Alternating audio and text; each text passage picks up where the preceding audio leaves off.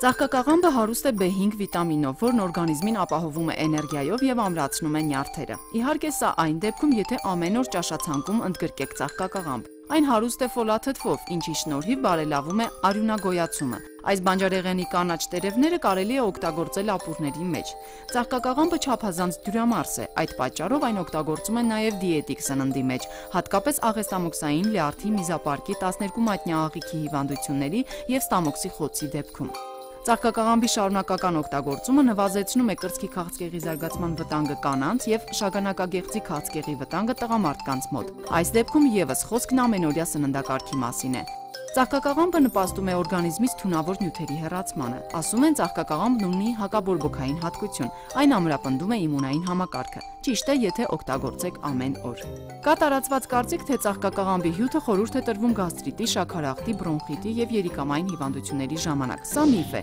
Ճիշտ չէ նաեւ կարծիքը, որ այս բանջարեղենը բարելավում է ուղեղի աշխատանքը եւ դանդաղեցնում ուղեղի ծերացումը։ Եվ հիշեք, բնությունը կարող է հրաշքներ գործել, բայց այդ հրաշքներից պետք է օգտվել բժշկի խորհրդով։